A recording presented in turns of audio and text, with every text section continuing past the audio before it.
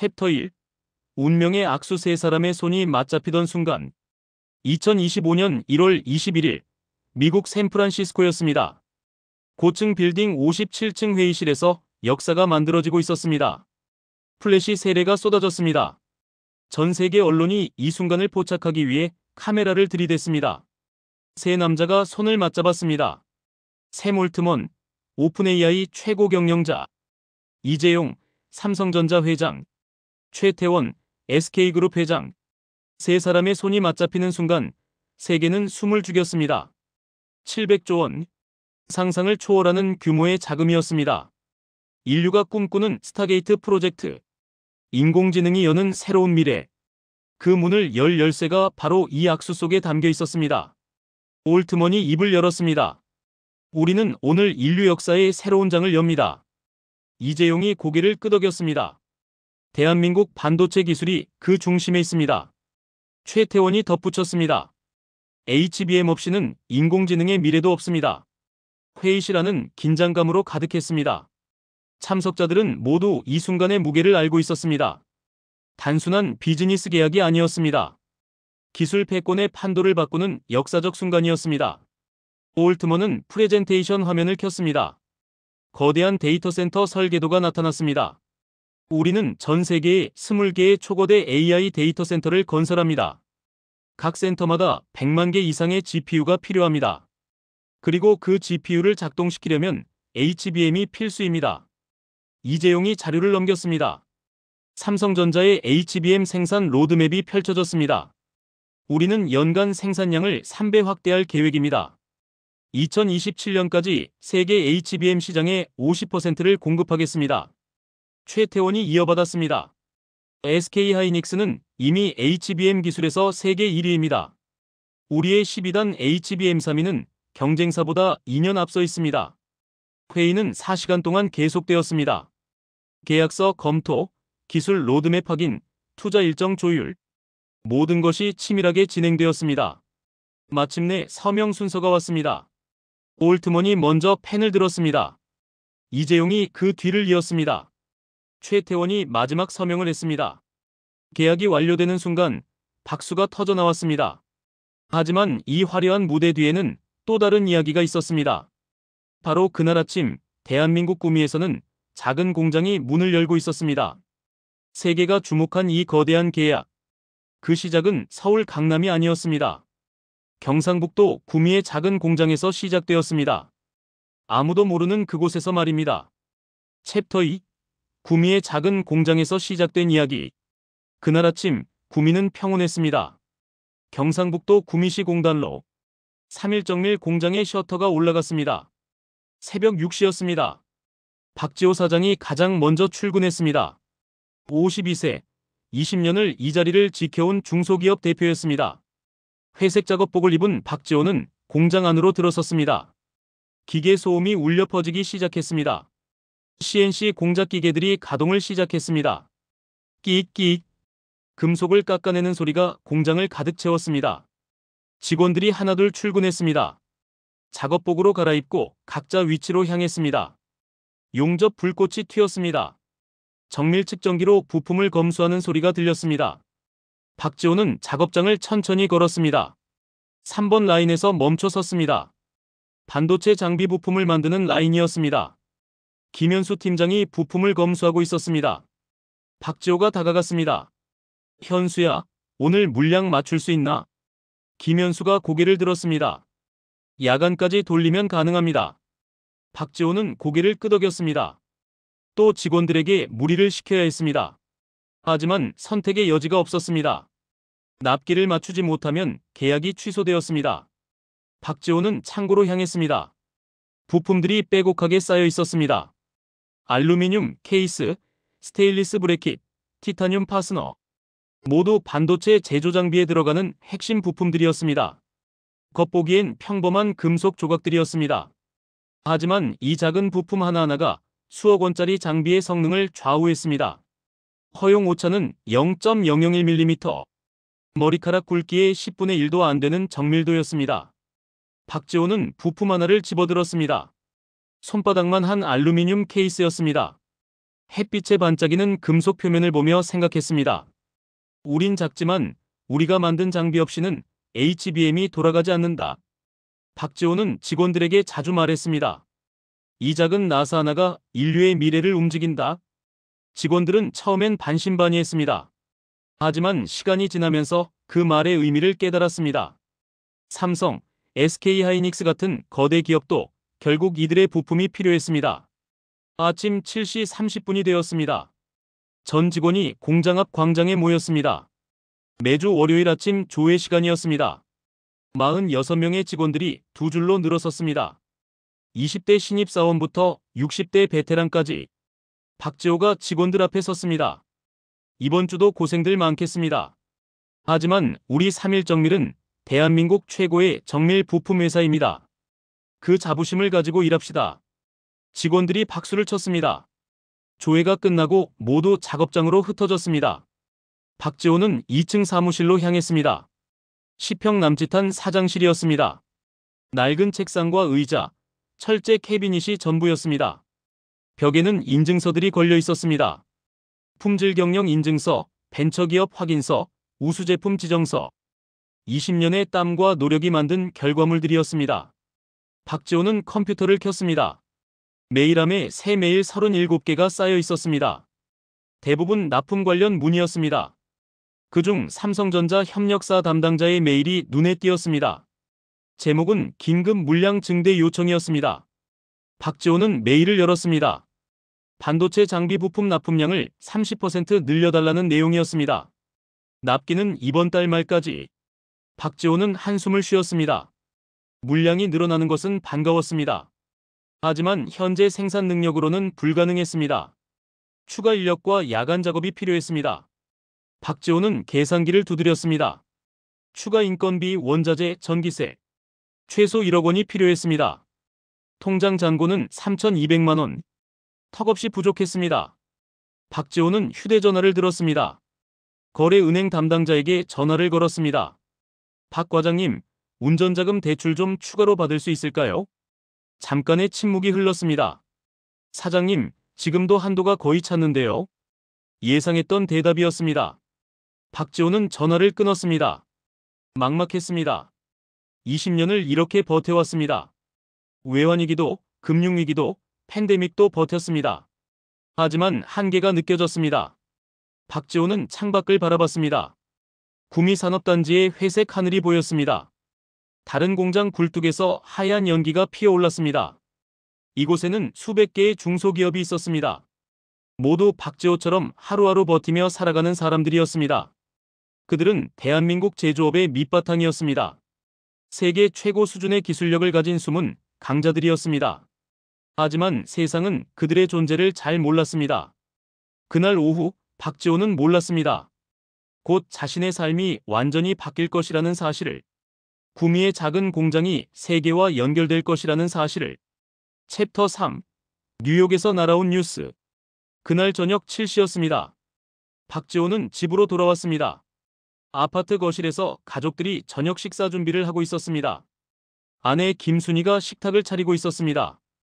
딸 박하린이 거실 소파에 앉아 노트북을 보고 있었습니다. 서울대학교 법학전문대학원 2학년이었습니다. 27세 영리하고 당찬 성격의 딸이었습니다. 박지호가 현관문을 열고 들어섰습니다. 다녀왔습니다. 김순희가 반갑게 맞았습니다. 어서 오세요. 손 씻고 앉으세요. 박지호는 거실로 들어갔습니다. TV가 켜져 있었습니다. 저녁 뉴스가 한창이었습니다. 박지호가 소파에 앉으려는 순간이었습니다. 화면에 속보 자막이 떴습니다. 속보입니다. 오픈AI, 삼성, SK와 AI 반도체 동맹 체결. 앵커의 목소리가 긴박하게 이어졌습니다. 오픈AI가 한국 반도체 기업과 역사적 계약을 체결했습니다. 계약 규모는 연간 100조 원에 달할 것으로 추정됩니다. 박지호는 TV 앞으로 다가갔습니다. 화면에는 샌프란시스코 기자회견장이 비쳤습니다. 샘 올트먼, 이재용, 최태원이 나란히 서 있었습니다. 올트먼이 마이크 앞에 섰습니다. 우리는 인류 역사상 가장 큰 AI 프로젝트를 시작합니다. 한국의 HBM 기술이 그 핵심입니다. 이재용이 이어받았습니다. 삼성전자는 HBM 생산을 대폭 확대할 것입니다. 최태원이 덧붙였습니다. SK하이닉스는 이미 세계 최고의 HBM 기술을 보유하고 있습니다. 박지호는 숨을 죽이고 화면을 바라봤습니다. HBM. 그 단어가 귓가에 울렸습니다. 박지호의 회사가 만드는 부품이 바로 HBM 제조 장비에 들어갔습니다. 딸 박하린이 노트북에서 고개를 들었습니다. 아빠, 이거 엄청난 뉴스예요. 박지호가 딸을 바라봤습니다. 박하린이 계속 말했습니다. 이건 단순한 경제 뉴스가 아니에요. 금산분리 규제를 건드릴 거예요. 정치가 흔들릴 겁니다. 박지호는 고개를 갸웃했습니다. 금산분리가 뭔데? 박하린이 설명했습니다. 산업자본이 금융자본을 함부로 지배하지 못하게 하는 규제예요. 재벌이 은행을 소유하면 위험하니까 만든 법이죠. 근데 이번 AI 투자는 워낙 규모가 커서요. 금산분리 규제를 완화해야 한다는 목소리가 나올 거예요. 박지호는 천천히 고개를 끄덕였습니다. 복잡한 문제였습니다. 그때 거실 스피커에서 전화 연결음이 울렸습니다. 화상통화였습니다. 미국에 있는 아들 박준혁이었습니다. 29세 스탠퍼드 대학원에서 전자공학을 전공하고 있었습니다. 현재 엔비디아 본사에서 인턴으로 일하고 있었습니다. 박지호가 통화 버튼을 눌렀습니다. 화면에 박준혁의 얼굴이 나타났습니다. 아버지, 뉴스 보셨어요? 박준혁의 목소리에 흥분이 묻어났습니다. 응, 지금 보고 있다. 박준혁이 빠르게 말했습니다. 아버지, 미국도 지금 난리예요. 엔비디아 연구실이 HBM 부족으로 연구를 못하고 있어요. HBM 없으면 GPU 성능이 절반도 안 나온대요. 박지호는 진지하게 들었습니다. 박준혁이 계속했습니다. 지금 반도체는 진짜 전쟁터예요. 미국, 중국, 일본, 한국 모두 경쟁하고 있어요. 그런데 HBM만큼은 한국이 압도적이에요. 삼성이랑 SK 빼고는 아무도 못 만들어요. 박하린이 끼어들었습니다. 오빠, 그럼 우리나라가 완전 유리한 거네. 박준혁이 고개를 저었습니다. 그게 그렇게 간단하지 않아. 중국이 자체 기술 개발에 미친 듯이 투자하고 있어. 미국도 자국 생산 늘리려고 보조금 쏟아붓고 있고. 지금이 골든타임이야. 지금 선점하지 못하면 기회를 놓쳐. 박지호는 조용히 생각에 잠겼습니다. TV에서는 계속 관련 뉴스가 흘러나왔습니다. 경제 전문가들이 나와 의견을 쏟아냈습니다. 이번 계약으로 한국 반도체 산업이 새로운 전환점을 맞았습니다. HBM 시장 규모는 2030년까지 50조 원을 넘어설 전망입니다. 다만 중국의 추격이 만만치 않습니다. 박지호는 가족들을 둘러봤습니다. 딸은 법을 공부하고 있었습니다. 아들은 반도체 연구를 하고 있었습니다. 그리고 자신은 반도체 부품을 만들고 있었습니다. 가족 모두가 어떤 식으로든 이 거대한 흐름과 연결되어 있었습니다. 김순희가 식탁으로 불렀습니다. 자, 이제 밥 먹어요. 가족들이 식탁에 둘러앉았습니다. 하지만 대화는 계속 뉴스로 이어졌습니다. 박하린이 물었습니다. 아빠 회사도 영향받겠네요. 박지호가 고개를 끄덕였습니다. 응, 우리 부품이 HBM 장비에 들어가거든. 주문이 늘어날 것 같긴 한데. 박준혁이 화면 너머에서 말했습니다. 아버지 회사 같은 중소기업들이 진짜 중요해요. 아무리 삼성, SK가 크다 해도 부품 공급사들 없이는 아무것도 못 만들어요. 박지호는 씁쓸하게 웃었습니다. 그래도 우리 같은 회사는 항상 어렵단다. 단가는 계속 깎이고 자금은 부족하고. 식사가 끝나갈 무렵이었습니다. 박지호의 휴대전화가 울렸습니다. 모르는 번호였습니다. 박지호가 전화를 받았습니다. 여보세요? 정중한 여성 목소리가 들렸습니다. 박지호 사장님 맞으십니까? 네, 맞습니다만. 저는 대한상공회의소 김미진 과장입니다. 사장님께 특별한 행사 초청장을 보내드리려고 합니다. 박지호는 의아했습니다. 무슨 행사인데요? 김미진이 대답했습니다. 자세한 내용은 초청장에 적혀 있습니다. 내일 오전 중으로 도착할 겁니다.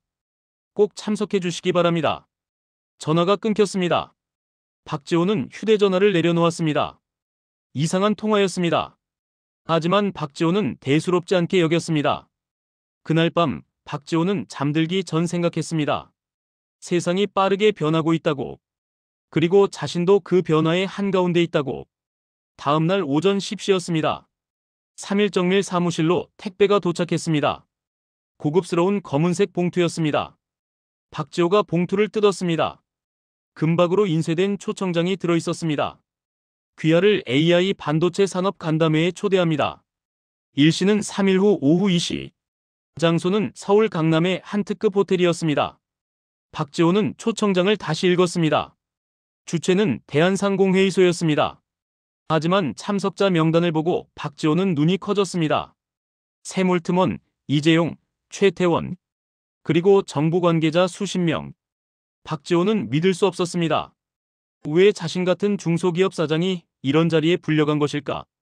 실수가 아닐까? 박지호는 상공회의소에 전화를 걸었습니다. 저 초청장을 받았는데요. 혹시 잘못 보내신 거 아닌가요?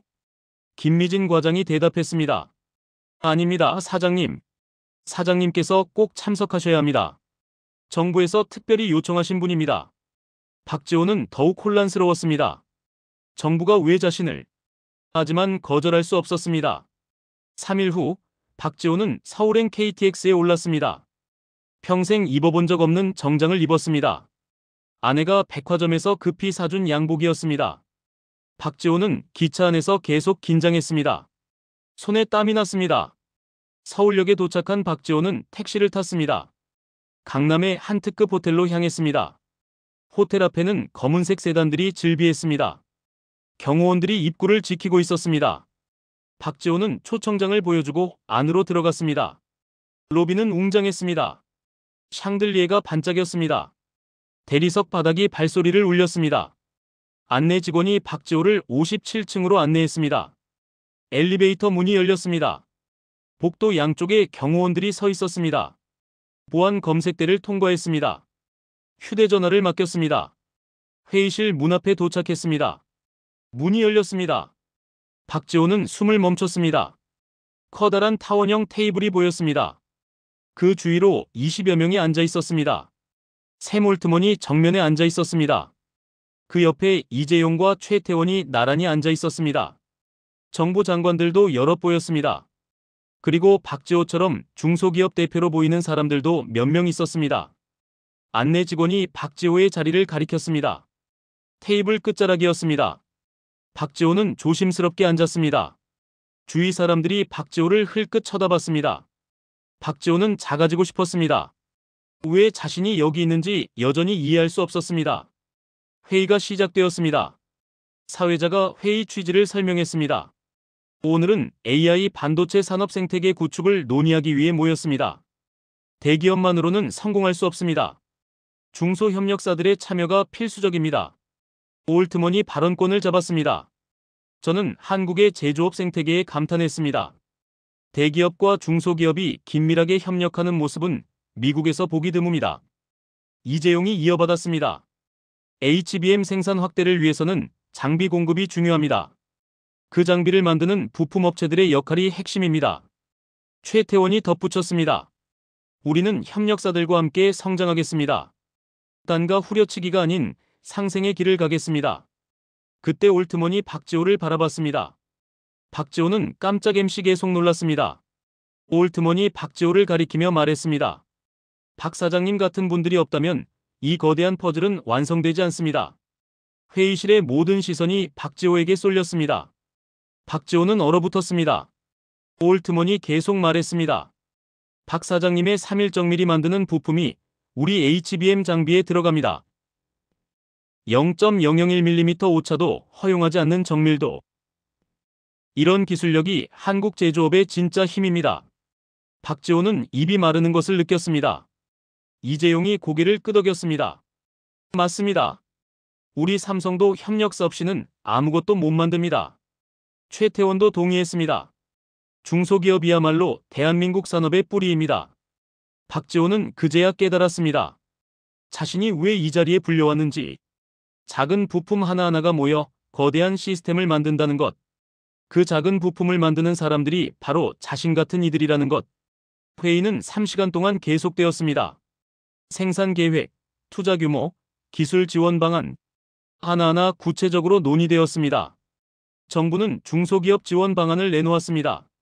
저금리 융자, 기술 개발 보조금, 인력 양성 프로그램. 대기업들은 협력사 지원을 약속했습니다. 단가 인상, 장기 계약, 기술 이전. 박지원은 조용히 듣고 있었습니다. 믿기지 않는 이야기들이었습니다. 20년 동안 홀대받던 중소기업들이 드디어 주목받고 있었습니다. 회의가 끝나갈 무렵이었습니다. 올트먼이 마지막으로 말했습니다. 우리는 함께 인류의 미래를 만들고 있습니다. AI는 세상을 바꿀 것입니다. 그리고 그 변화의 중심에 한국이 있습니다. 여러분 한 사람 한 사람이 그 역사를 만들고 있습니다. 회의가 끝났습니다. 참석자들이 일어나 서로 명함을 주고받았습니다. 박지호는 멍하니 서 있었습니다. 그때 이재용이 박지호에게 다가왔습니다.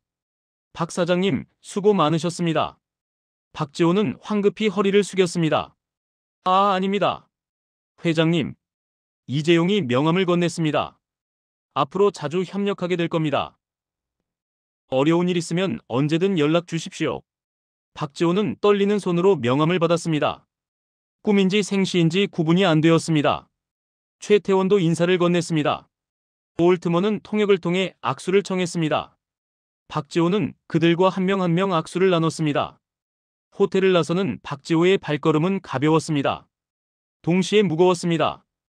이제 더 큰 책임이 어깨에 놓였다는 것을 알았습니다. 구미로 돌아가는 KTX 안에서 박지호는 창밖을 바라봤습니다. 빠르게 지나가는 풍경들. 대한민국도 지금 빠르게 달리고 있었습니다. 그리고 자신도 그 열차에 올라타 있었습니다.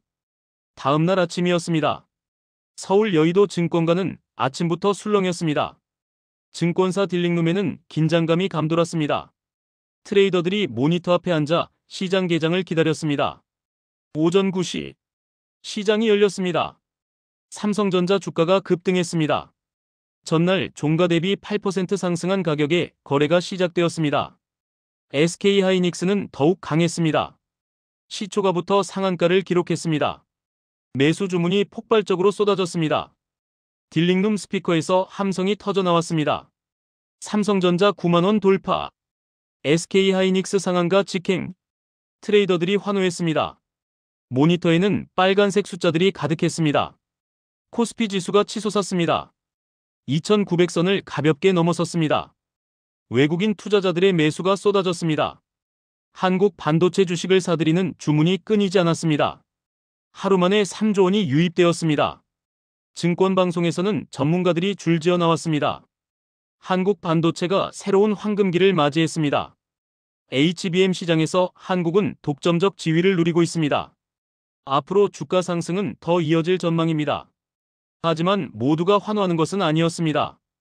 개인 투자자들 사이에서는 불안이 커졌습니다. 온라인 주식 커뮤니티는 갑론을박으로 뜨거웠습니다. 이거 거품 아니야? 너무 빨리 오르는 것 같은데? 지금 사면 고점인가?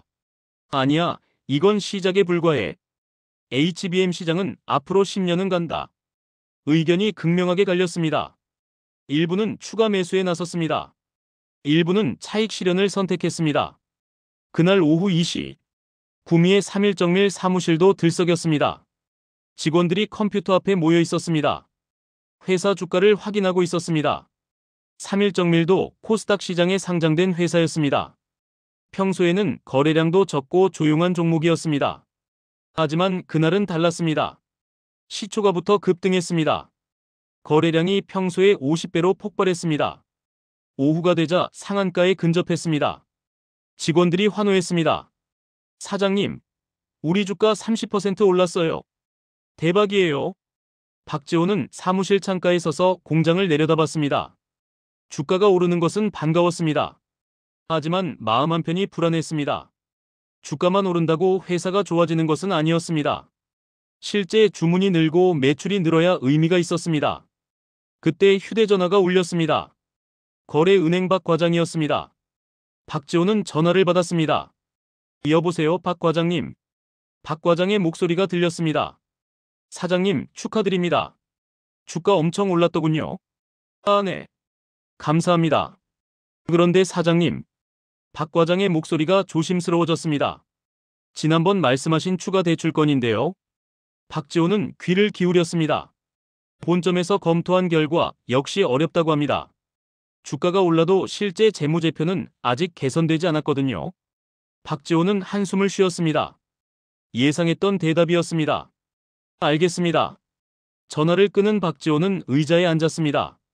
주가는 올라도 돈은 없었습니다. 거대한 주문은 들어와도 생산할 능력이 부족했습니다. 자금이 없으면 설비를 늘릴 수 없었습니다. 설비가 없으면 물량을 맞출 수 없었습니다. 악순환이었습니다. 박지호는 컴퓨터로 뉴스를 검색했습니다. 증시 관련 기사가 쏟아졌습니다. 반도체 열풍, 언제까지 갈까? 개인 투자자, 차익 실현 BS 추가 매수 고민. 외국인 3조 원 순매수, 한국 반도체 신뢰 반영. 기사 댓글란을 보았습니다. 의견이 극명하게 갈렸습니다. 이번엔 진짜다. 한국이 세계 반도체 평정한다. 거품이다. 곧 폭락할 거다. HBM은 10년 먹거리다. 지금이 기회다.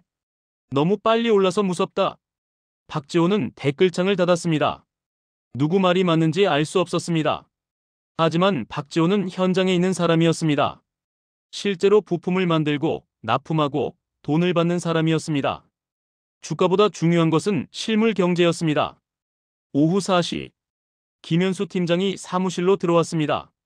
사장님, 삼성전자에서 연락 왔습니다. 다음 달부터 물량 50% 증량한답니다. 박지호는 고개를 들었습니다. 50%?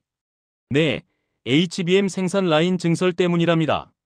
박지호는 계산기를 두드렸습니다.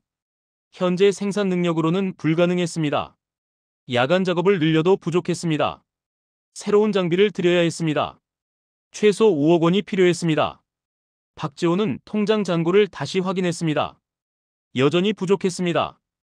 은행은 대출을 거절했습니다. 투자자를 찾아야 할까? 하지만 중소기업에 투자하는 곳은 거의 없었습니다. 박지호는 머리를 감쌌습니다. 기회가 왔지만 잡을 수 없었습니다. 돈의 벽은 여전히 높았습니다. 기술만으로는 넘을 수 없는 자본의 벽. 그날 저녁 뉴스에서는 증시 열풍을 다뤘습니다. 코스피 2900선 돌파, 외국인 매수 주도, 반도체 주식 열풍, 개인 투자자들 힘이 엇갈려, 정부, 반도체 산업 육성위에 5조 원 지원 발표. 박지호는 뉴스를 보며 생각했습니다. 5조 원이라는 돈, 그중 얼마나 자신 같은 중소기업에 올까? 대부분은 대기업으로 갈 것이었습니다. 중소기업은 언제나 뒷전이었습니다. 하지만 포기할 수 없었습니다. 20년을 버텨온 박지호였습니다. 이번에도 방법을 찾을 것이었습니다. 일주일 후였습니다. 국회 재정경제위원회 청문회가 열렸습니다. 주제는 금산분리 규제 완화였습니다. AI 반도체 투자를 위해 규제를 풀어야 한다는 목소리가 커졌기 때문이었습니다. 청문회장에는 경제학자, 법률 전문가, 기업인들이 모였습니다. 그 중에는 박지호의 딸 박하린도 있었습니다. 법학전문대학원 학생대표로 토론자로 참석했습니다. 청문회장은 긴장감으로 가득했습니다. 위원장이 회의를 시작했습니다. 오늘은 금산분리 규제 완화에 대해 논의하겠습니다. 먼저 찬성 측 의견을 듣겠습니다. 재계 대표가 발언했습니다. 금산분리 규제는 시대에 뒤떨어진 규제입니다. AI 산업은 막대한 자금이 필요합니다. 대기업이 금융자회사를 통해 투자할 수 있어야 합니다. 그래야 글로벌 경쟁에서 이길 수 있습니다. 경제학자도 동조했습니다. 한국은 자본시장이 좁습니다. 대기업의 자금력을 활용해야 신산업 육성이 가능합니다. 규제 완화는 필수입니다.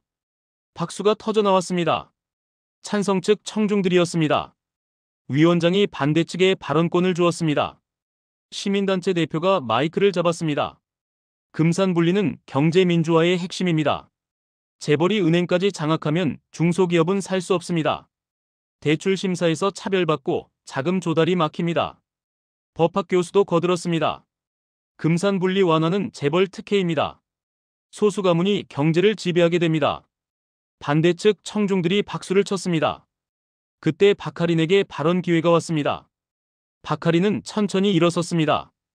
27세 법대생의 눈빛은 또렷했습니다. 저는 금산분리 규제 완화를 신중하게 접근해야 한다고 봅니다. 청문회장이 조용해졌습니다. 박하린이 계속 말했습니다. 금산분리는 산업자본이 금융자본을 잠식하지 못하게 하는 안전장치입니다. 역사를 보면 재벌이 은행을 소유했을 때 어떤 일이 벌어졌는지 알 수 있습니다. 특혜 대출, 부실 기업 살리기, 중소기업 차별. 이런 폐해를 막기 위해 만든 규제가 금산분리입니다. 찬성 측에서 야유가 나왔습니다.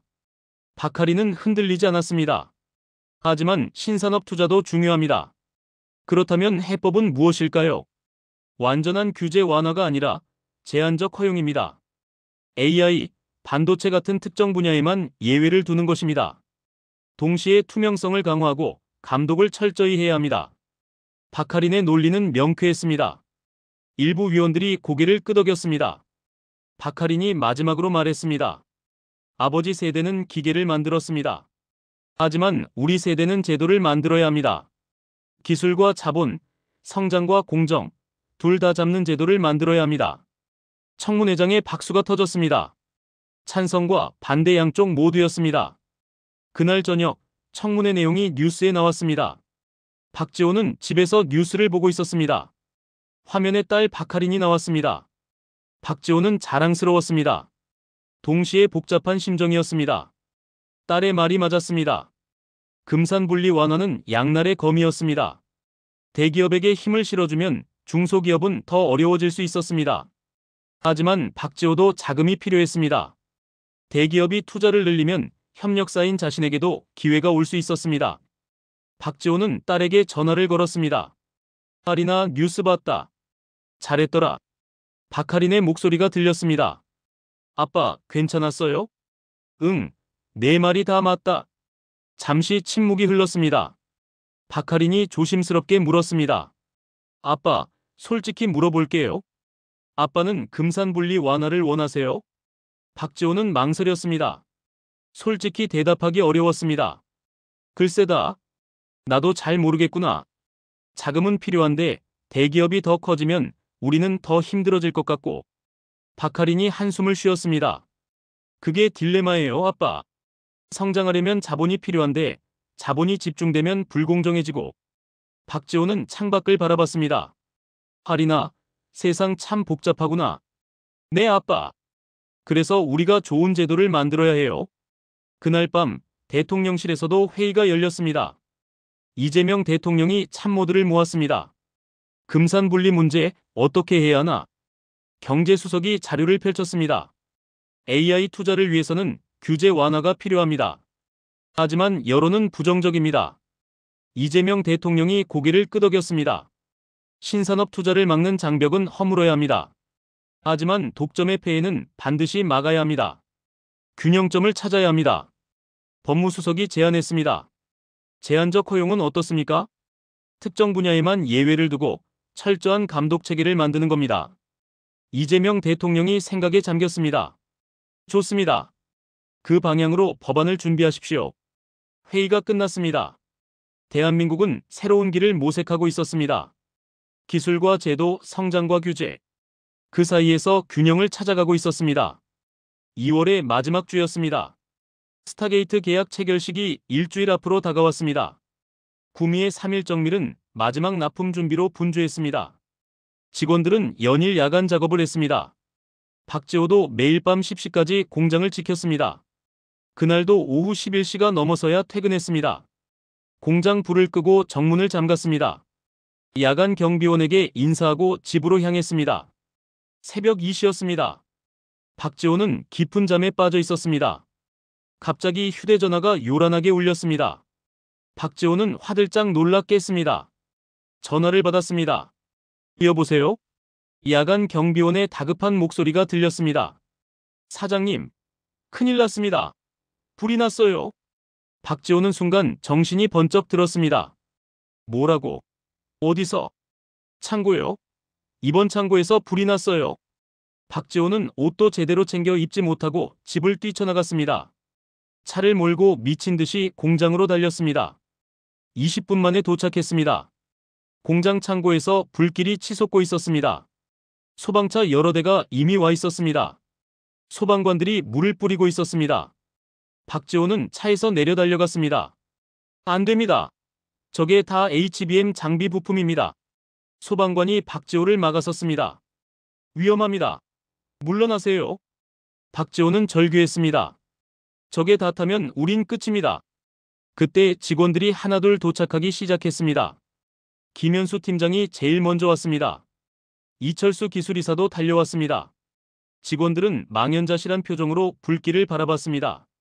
박지호는 소방관에게 다가갔습니다. 제발 이번 창고만은 살려주십시오.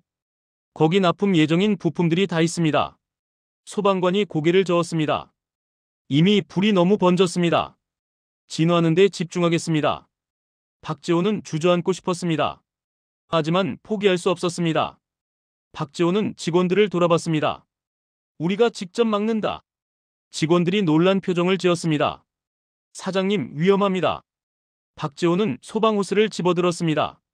우린 거대한 이름 뒤에 숨은 무명 공장이지만 이 불길만큼은 막아내야 한다. 직원들도 하나둘 호스를 잡았습니다. 함께 물을 뿌리기 시작했습니다. 소방관들과 함께 일시간을 싸웠습니다. 새벽 4시가 되어서야 불길이 잡혔습니다. 박지호와 직원들은 온몸이 그을음으로 범벅이 되었습니다. 이번 창고는 절반이 타버렸습니다. 박지호는 창고 안으로 들어갔습니다. 부품 상자들이 검게 그을려 있었습니다. 일부는 완전히 녹아내렸습니다. 박지호는 무릎을 꿇었습니다. 3개월 동안 만든 부품들이었습니다. 다음 주에 납품하기로 한 물량이었습니다. 이제 모두 쓸모없게 되었습니다. 김현수 팀장이 다가왔습니다. 사장님. 박지호는 고개를 들지 못했습니다. 그때 경찰이 도착했습니다. 화재 원인을 조사하기 시작했습니다. 오전 8시가 되었습니다. 경찰 조사관이 박지호를 찾아왔습니다. 사장님, 잠깐 말씀 좀 나눌 수 있을까요? 박지호는 피곤한 몸을 이끌고 따라갔습니다. 조사관이 태블릿을 보여줬습니다. CCTV 화면이었습니다. 이 사람을 아십니까? 화면에는 낯선 남자가 창고 근처를 배회하는 모습이 찍혀 있었습니다. 박지호는 고개를 저었습니다. 처음 봅니다. 조사관이 다른 화면을 보여줬습니다. 그 남자가 창고 제시도 MC 계속 편집 창문에 무언가를 던지는 장면이었습니다. 조사관이 말했습니다. 사장님, 이건 단순 화재가 아닙니다. 방화로 보입니다. 박지호는 눈을 크게 떴습니다. 방화요? 네, 감식결과 인화성 물질이 검출되었습니다. 누군가 의도적으로 불을 낸 겁니다. 박지호는 믿을 수 없었습니다. 도대체 누가 왜 이런 짓을? 조사관이 조심스럽게 물었습니다. 사장님, 혹시 회사에 원한을 가진 사람이 있습니까? 경쟁업체와 분쟁은 없었습니까? 박지호는 머릿속을 정리했습니다. 최근 들어 이상한 일들이 있었습니다. 한 달 전 같은 업종의 경쟁사가 삼성전자에 헐값으로 견적을 냈습니다. 3일정 밀의 절반 가격이었습니다. 박지호는 그 견적을 보고 의아해했습니다. 원가도 안 나오는 가격이었습니다. 다행히 삼성은 품질을 우선시해서 3일정밀을 선택했습니다. 그 이후 그 경쟁사는 여러 번 3일정밀을 견제했습니다. 허위 소문을 퍼뜨리기도 했습니다. 박지호는 조사관에게 그 이야기를 했습니다. 조사관이 메모를 했습니다. 그 회사 이름이 뭡니까? 대성정밀입니다. 알겠습니다. 조사해보겠습니다. 조사관이 자리를 떴습니다. 박지호는 탄 창고를 다시 바라봤습니다. 분노가 치밀었습니다. 동시에 무력감이 밀려왔습니다. 20년을 정직하게 일했습니다. 좋은 제품을 만들기 위해 최선을 다했습니다. 하지만 세상은 그렇게 호락호락하지 않았습니다. 보이지 않는 곳에서 칼이 날아왔습니다. 오후 2시였습니다. 박지호는 삼성전자 담당자에게 전화를 걸었습니다. 피할 수 없는 전화였습니다. 부장님, 저 박지호입니다. 아, 사장님. 무슨 일이십니까? 박지호는 목소리를 가다듬었습니다. 죄송합니다. 어젯밤 공장에 화재가 났습니다. 납품 예정이던 부품 중 일부가 소실되었습니다. 전화 너머로 긴 침묵이 흘렀습니다. 사장님, 그럼 납기를 못 맞추신다는 말씀입니까? 최선을 다해보겠습니다만. 사장님, 이번 주가 마지막 납기입니다. 스타게이트 계약식이 다음 주인데 부품이 없으면 큰일입니다. 박지호는 이를 악물었습니다. 알고 있습니다. 야간 작업을 최대한 돌려서 만들어 보겠습니다. 꼭 부탁드립니다. 이번 건은 정말 중요합니다. 전화가 끊겼습니다. 박지호는 직원들을 모았습니다. 피곤에 지친 얼굴들이었습니다. 밤새 불과 싸우고 잠도 못 잔 사람들이었습니다. 박지호가 입을 열었습니다. 미안합니다. 여러분에게 또 무리를 부탁해야 할 것 같습니다. 직원들은 조용히 들었습니다. 다음 주까지 부품을 다시 만들어야 합니다. 일주일 안에 한 달치 물량을 만들어야 합니다. 누군가 한숨을 쉬었습니다. 하지만 아무도 불평하지 않았습니다. 김현수 팀장이 앞으로 나섰습니다. 사장님, 우리 할 수 있습니다. 24시간 3교대로 돌립시다. 이철수 기술이사도 고개를 끄덕였습니다. 제가 기술팀 총동원하겠습니다. 품질 검사도 실시간으로 하겠습니다. 젊은 작업자들도 주먹을 쥐었습니다. 사장님, 우리가 해냅니다. 박지호는 가슴이 뜨거워졌습니다. 이 사람들이 있어서 여기까지 왔습니다. 고맙습니다. 정말 고맙습니다. 그날부터 지옥 같은 일주일이 시작되었습니다. 공장은 24시간 불을 밝혔습니다. 기계는 한순간도 쉬지 않고 돌아갔습니다. 직원들은 4시간씩 교대로 잠을 잤습니다. 박지호는 거의 잠을 자지 않았습니다. 사무실간이 침대에서 2시간씩 눈을 붙였습니다. 3일째 되던 날이었습니다. 경찰에서 연락이 왔습니다. 사장님, 용의자를 검거했습니다. 대성정밀 직원이었습니다. 자백했습니다. 사주를 받았다고 합니다. 박지호는 분노보다 허탈함을 느꼈습니다. 같은 업계 사람이 이런 짓을 했다는 것이. 하지만 지금은 그럴 시간이 없었습니다. 납기를 맞추는 것이 우선이었습니다. 5일째 되던 날 밤이었습니다. 박지호는 공장을 돌며 작업 상황을 점검했습니다. 모두가 한계에 다다른 모습이었습니다. 하지만 아무도 포기하지 않았습니다. 한 젊은 작업자가 졸음과 싸우며 부품을 조립하고 있었습니다. 박지호가 그의 어깨를 두드렸습니다. 힘들지? 작업자가 고개를 들었습니다. 괜찮습니다, 사장님. 우리가 만든 부품이 세계를 바꾼다고 하셨잖아요. 그 말 믿습니다. 박지호는 코끝이 찡해졌습니다. 마침내 7일째 되던 날 아침이었습니다. 마지막 부품이 완성되었습니다. 품질 검사를 통과했습니다. 포장이 완료되었습니다. 직원들이 환호했습니다. 박지호는 무릎이 풀렸습니다. 해냈습니다. 불가능해 보이던 일을 해냈습니다. 트럭에 부품을 실었습니다. 삼성전자 공장으로 출발했습니다. 납기 마감 2시간 전이었습니다. 박지호는 공장 옥상으로 올라갔습니다. 구미 시내가 한눈에 보였습니다. 아침 해가 떠오르고 있었습니다. 박지호는 눈을 감았습니다. 한 주간의 악몽 같은 시간이 지나갔습니다. 하지만 이겨냈습니다. 세상은 거대한 무대였습니다. 화려한 조명 아래 주인공들이 악수를 나눴습니다. 하지만 무대 뒤에는 이런 사람들이 있었습니다. 땀 흘리고 피 흘리고 눈물 흘리는 사람들. 그들이 없다면 무대는 서지 않았습니다. 2025년 3월 5일이었습니다. 미국 샌프란시스코 컨벤션 센터. 스타게이트 프로젝트 계약 체결식이 열렸습니다. 전 세계 언론이 몰려들었습니다. CNN, BBC, 로이터, AP통신. 한국에서도 주요 방송사가 생중계를 했습니다. 무대 중앙에는 거대한 스크린이 설치되었습니다. AI가 여는 미래라는 문구가 빛났습니다. 오후 2시. 행사가 시작되었습니다. 세몰트먼이 무대에 올랐습니다. 오늘은 인류 역사의 새로운 장이 열리는 날입니다. 인공지능은 세상을 바꿀 것입니다.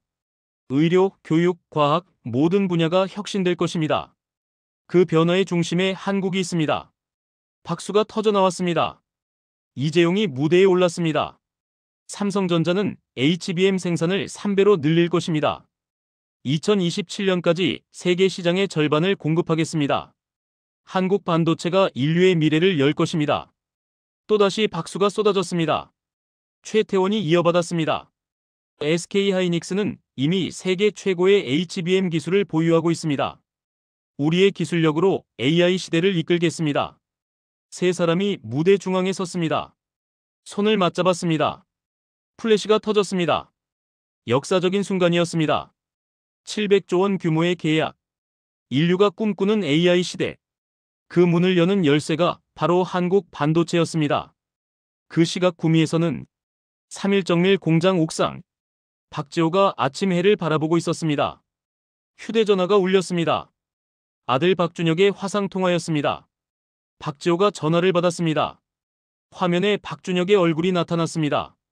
배경으로 엔비디아 본사 건물이 보였습니다.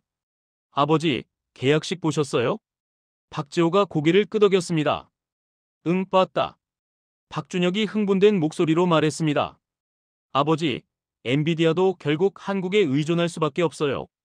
HBM 없으면 우리 GPU는 쓸모가 없어요. 지금 본사가 삼성 SK에 매달리고 있어요. 박지호는 잔잔하게 웃었습니다. 그래, 세계가 우리를 필요로 하는구나. 박준혁이 진지하게 말했습니다. 아버지 같은 분들이 계셔서 가능한 일이에요. 부품 하나하나가 모여서 이런 거대한 프로젝트가 되는 거잖아요. 박지호는 고개를 끄덕였습니다. 그래, 작은 것들이 모여 큰 것을 만든다. 박지호는 공장을 내려다봤습니다. 직원들이 출근하고 있었습니다. 어젯밤까지 밤샘 작업을 한 사람들이었습니다. 하지만 그들의 얼굴에는 자부심이 있었습니다. 자신들이 만든 부품이 세계를 움직인다는 자부심. 박지호가 아들에게 말했습니다. 준혁아, 세계는 거대한 무대지만 무대 뒤에서 움직이는 손은 늘 작고 굳은 살 박힌 손이란다. 박준혁이 고개를 끄덕였습니다. 알아요, 아버지. 그래서 아버지가 자랑스러워요. 통화가 끊겼습니다. 박지호는 하늘을 올려다봤습니다. 푸른 하늘이 펼쳐져 있었습니다. 구름 한 점 없는 맑은 하늘이었습니다. 그날 오후 뉴스에서는 계약식 소식을 대서특필했습니다. 스타게이트 프로젝트 공식 출범. 한국 반도체 인류 AI 시대의 핵심으로. HBM 시장 한국이 독점적 지위 확보. 경제 전문가들이 줄지어 나왔습니다. 이번 계약으로 한국 경제가 새로운 도약을 하게 됩니다. 반도체 수출이 GDP의 20%를 차지할 전망입니다. 한국이 글로벌 기술 패권 경쟁에서 우위를 점했습니다. 증시도 들썩였습니다. 코스피가 3,000선을 돌파했습니다. 삼성전자는 10만 원을 넘어섰습니다. SK하이닉스는 연일 상한가를 기록했습니다. 외국인 투자자들의 매수가 이어졌습니다. 한국을 바라보는 세계의 시선이 달라졌습니다. 그날 저녁 박지호는 직원들을 모았습니다. 공장 식당에 46명의 직원이 모였습니다. 박지호가 앞에 섰습니다. 여러분, 고생 많으셨습니다. 지난 일주일 정말 힘들었습니다. 하지만 우리는 해냈습니다. 박수가 터졌습니다. 박지호가 계속 말했습니다. 오늘 샌프란시스코에서 역사적인 계약이 체결되었습니다. 세계가 주목한 그 계약. 그 계약 속에 우리가 만든 부품이 들어있습니다. 직원들의 눈빛이 빛났습니다. AI 시대는 구글이나 마이크로소프트, 오픈AI만의 것이 아닙니다. 여기 구미의 작은 공장도 그 한 조각을 함께 쌓아 올렸습니다. 여러분 한 사람 한 사람이 역사를 만들었습니다. 우레와 같은 박수가 쏟아졌습니다. 젊은 직원 하나가 손을 들었습니다. 사장님, 우리 정말 자랑스럽습니다. 또 다른 직원이 외쳤습니다. 대한민국 만세. 직원들이 일제히 외쳤습니다. 만세, 만세. 박지호는 눈시울이 붉어졌습니다. 20년. 긴 시간이었습니다. 외환위기를 겪고 금융위기를 버티고 팬데믹을 이겨냈습니다. 수없이 포기하고 싶었습니다. 하지만 버텼습니다. 그리고 마침내 이 순간을 맞이했습니다. 세계가 인정하는 기술력, 세계가 필요로 하는 부품, 대한민국 중소기업의 자부심. 그날 밤 박지호는 집으로 돌아왔습니다. 가족들이 모두 모여 있었습니다. 아내 김순희가 저녁 식사를 준비했습니다. 딸 박하리는 서울에서 내려왔습니다. 아들 박준혁은 화상으로 함께했습니다. 식탁에 둘러앉았습니다. 김순희가 박지호의 손을 잡았습니다. 당신 정말 고생 많았어요.